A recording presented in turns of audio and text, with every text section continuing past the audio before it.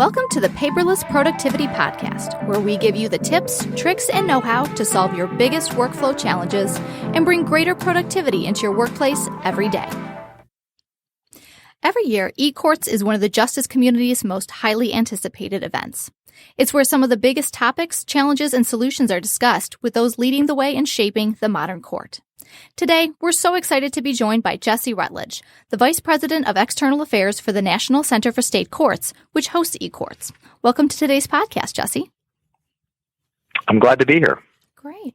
Now, I also want to mention that Jesse is no stranger to the podcast scene, as he is the host of the NCSC's own podcast, Court Talk. Could you tell us a little bit about that? Yeah, I'd love to. It's something that we started about 3-ish years ago, maybe a little under 3 years ago, when we were sitting around the table thinking, how can we better communicate out to the court committee and to our audience, and sort of following on the heels of the popularity of the Serial podcast. We started to think about whether we had the kind of material and the time and the resources to create our own. So we gave it a shot, and 3 years later, we are putting them out about once a month or so. And it's a great opportunity for us to talk to people who maybe work for the National Center and want to talk about a project that they are wrapping up, or we've had great conversations with some judges about issues that they're seeing in the administration of justice. We've talked to members of the media and lots of others. So we have a kind of a diverse set of guests. And so far, I think it's going pretty well. We came in with modest expectations, and I think those have been met and hopefully exceeded. Absolutely, yeah. There's no shortage of topics to cover, is there? No, there are not. There are too many things for us to talk about and not enough time. Absolutely. Well, we're certainly excited to have you on the other side of the microphone today. I'm also happy to welcome Brad Smith, the Senior Justice Consultant for ImageSoft, who has been a regular fixture at eCourts and is going to take us through today's conversation with Jesse. Hi, Brad. Hi, Kate. How are you? Good. How are you? Good. As you mentioned, eCourts and CTC, some of the highlight events that all of the vendors in the community really look forward to, and so certainly been meeting Jesse for years now. And so I'm really excited that Jesse can join us for today's telecast. Absolutely. Okay. Hey, Jesse, and again, thank you once again for getting with us. I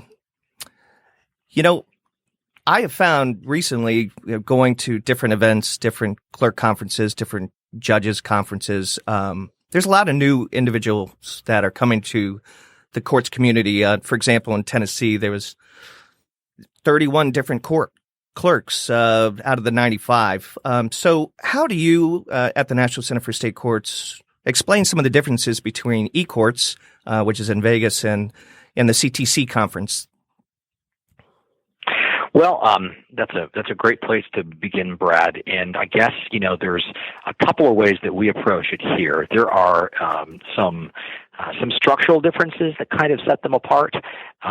So for one thing, the Court Technology Conference, which is held in odd-numbered years, is kind of a bigger show attendance-wise. We tend to get more people, more bodies.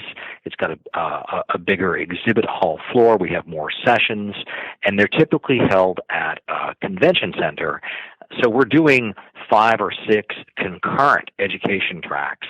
And eCourts is a little bit different. It's held in the even-numbered years. It's always held in Las Vegas, whereas CTC kind of moves around. And eCourts is smaller. We like to think of it as a little more intimate, even though it's certainly growing. And probably the biggest difference is in how the education is provided, where at eCourts, it's all taking place in one room. So everybody at the conference is hearing the same thing, the same message. It's very focused. And that, I think, provides sort of a different atmosphere, because everybody is kind of talking about the same issues and maybe what they heard a speaker say. So there's some structural differences that I think make them kind of distinct from one another.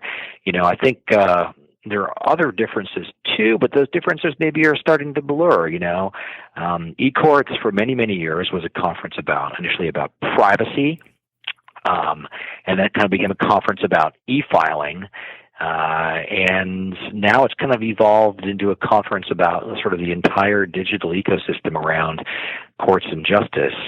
And CTC is also sort of similar to that because of the way that it's tracked, where you can have a variety of different topics covered by different speakers in different sessions.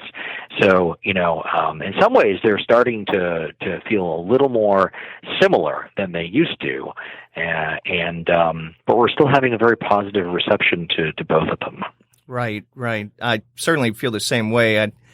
Over the years that I've been attending the conferences, you see certain vendors come and go. You have, of course, the stalwarts, the people that are always there year in and year out. But have you noticed a difference over the last couple of years between the vendors that are attending now and maybe that addresses some of the things you were talking about, how that we're dealing with the ecosystem? Yeah, I think that you're right, that there's also been kind of an evolution in who's interested in coming to participate as exhibitors or sponsors at these meetings, which has, in some ways, has kind of tracked the way the substance of the conferences has evolved. And I think both of those are kind of tracking trends in government and courts generally. So it all kind of makes sense. It's certainly not the same as it used to be. If you talk about a digital ecosystem, we've kind of moved away from the days where the conversation was just entirely about case management and case management systems, or really even just e-filing and e-filing solutions. So the exhibitors who are participating these days, range from everything from payment processors and debt collectors to firms that will do audio and or video recording, keeping the record, focus on the digital bench these days, and evolving even further into ODR platforms, software that handles online dispute resolution, document redaction for sensitive information, and even further out into the digital ecosystem, legal service providers that are increasingly trying to connect SRLs, self-represented litigants, kind of into the system. So, like I say, I think that what's going on here is a reflection of what's happening in the world, and the conference is responding to that, and not surprisingly, the market is responding to that, and that's sort of reflected on the exhibit hall floor. Yeah. Well, the one thing I was noticing as well is in talking to your staff is that the attendance for this year's show, I know that we're at the Cosmopolitan this year, and I believe it's growing to the point where we're going to move to a different venue. Yeah, we are. For the next, do you, I'm just trying to figure out exactly, where do you see what is the reason behind the growth, do you think? I mean, aside from technology today, but, certainly moving forward with that. Yeah, that's a great question, and there are probably so many different reasons for why eCourts has grown the way that it has, and we've actually had to continue to kind of move the meeting to a larger venue every couple of years for the last decade. We were at the Red Rock, which is kind of off of the Las Vegas Strip, out near the Summerlin neighborhood of Las Vegas, for several years, and then we sort of heard from the community that they wanted to be back on the Strip, and so we looked for a larger venue on the Strip, and that was where we settled at our current location, the Cosmopolitan, where we've had a couple of years of success, and again, we're sort of busting at the seams. So in 2020 and 2022, we're going to move eCourts over to the MGM Grand, which is a lovely place and has even a larger capacity for both attendees and for a bigger and more dynamic exhibit hall. As to why this is happening, I like to think that it's because it's the principally the quality of the education that we're offering to the community. that it's high. It's always been high, but maybe we're making it a little stronger. And it's also the diversity of topics. When you diversify the sessions that you're talking about, it brings in, new constituents. So, maybe you've got more judges and attorneys coming to this meeting in the past because of some of the policy issues around access to justice that maybe in a more pure technology conference they might not come. So, I think it's a number of factors. It's probably also, if we're being honest, a reflection of the strength of the economy at the moment. Mm-hmm. The states have funds to spend on training, and because we're at the forefront of doing that, they're coming to eCourts. So, it's a great problem to have. I would much rather have this problem than put on an event and have nobody attend. So we're pleased with how it's going. Well, I guess then addressing one of the topics you have is on the education side is Rebooting Justice, Professor Barton's discussion. What courts will look like in 2030. I know we touched on that in the industry summit that you all put on about a month or so ago. But what do you think the reaction is going to be? Yeah, it's going to be so interesting. So, as the organizers of these conferences, one of the major objectives is to recruit keynote speakers who will come in and, really challenge the conventional wisdom, make people think outside of the box, and in some respects, make them a little uncomfortable. We want people to be, sort of itching in their chairs. We want them to be thinking critically about the status quo and what the system might look like in the future. So my expectation is that our keynote speaker at eCourts is Professor Ben Barton from University of Tennessee Law School. He's coming to talk about this book that he and a co-author recently put out called Rebooting Justice. And so, my expectation is that he's going to talk about many of the themes of his book, which are, chiefly that the justice system and the courts have become too complex, too time-consuming, too expensive. People don't feel like they're getting good customer service. They feel like the system is not accessible. And I think the reaction is going to be some combination of, he's right, we need to fix this. Right. And perhaps some people who are just not necessarily as comfortable with that message, but,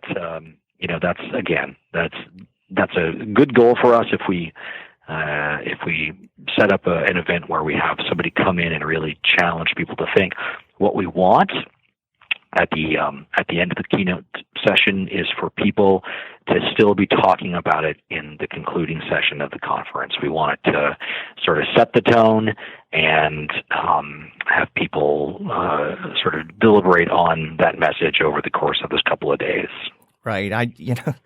As you know, in the courts market, thinking outside of the box is sometimes kind of an uncomfortable experience. But one of the other things that we've been talking about in our podcast, as well as just in general in the courts community, is this kind of newfound approach when it comes to the component model. Certainly back in the day, it used to be vendors would say, hey, we can check all the boxes, we can do it all ourselves. And I found recently, speaking with not only people from your organization, but some of the others, that they're finding a best of breed approach, or finding people to do something extremely well and then have it being interoperable with other particular solutions out there. And since the technology is really allowing for that, I certainly wanted to feel what get your opinion on that as well.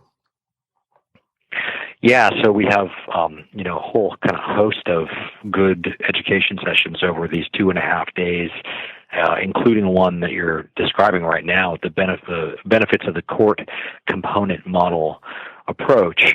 And our two speakers for that session are going to be Jim Harris, my colleague here at NCSC, and Casey Kennedy, who was the director of IT at the Texas Office of Court Administration. they're going to sort of sink into that and spend some time looking at it. I think it's going to be of interest to the attendees and to the exhibitors. These monolithic, one-size-fits-all case management systems are sort of going the way of the dodo bird, and the challenges now are how to adapt to new needs, complex functionality and dynamic workflows, requirements that are constantly changing, user interfaces that are more intuitive. These are all challenges, and then these systems also have to allow for access to the data. You have to be able to get it out so it can be analyzed, so you can measure performance across any number of different areas. And then you also have to be able to share the information with other partners in the public and the media and justice system partners. So it's going to be really interesting to listen to Jim and Casey talk a bit about this approach and what some of the benefits are. So it's a good example of one of the great sessions we're expecting to have at eCourts. Great. Yeah. No, I think it's really safe to say that if you're not attending eCourts this year, you're really going to miss out on a lot of these hot topics. Jesse, are there any options to access some of the information that's being shared at eCourts once it's over? Or is there a way for people to follow some of the conversations that are being shared on eCourts on social media? Yeah, absolutely, Kate. I'll begin by saying that at this point, our conference is sold out, which is a great problem, again, for us to have. We do have a waiting list, so if you're still available to come, you can sign up for the waiting list, and we're clearing a handful of people off it. But if you end up not being able to attend, then you can watch it on the internet. We're going to live stream it on the conference website, which is e-courts.org. And if you can't catch the live stream, then stand by for a couple of days after that, and we'll have streaming sessions up online for people to watch at their convenience. And then hopefully, and I know this is always one of the fun parts of one of these conferences, lots of discussion online,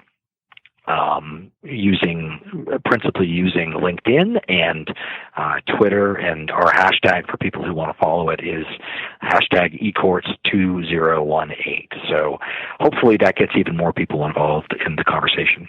Absolutely. It should be really fun to watch how that all unfolds and how it all comes together. Well, thank you so much to both Jesse and Brad for leading us in today's conversation. We hope you got some great insights from the discussion, and perhaps we'll see you all at eCourts as well.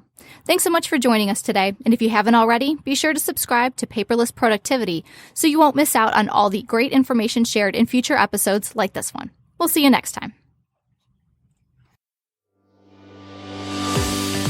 Thanks again for joining us today for this episode of Paperless Productivity. This podcast is sponsored by ImageSoft, the paperless process people, which you can learn more about at imagesoftinc.com. That's imagesoftinc.com. Join us next time where you'll learn how to harness the power of technology, supercharge efficiency, and accomplish your organization's goals.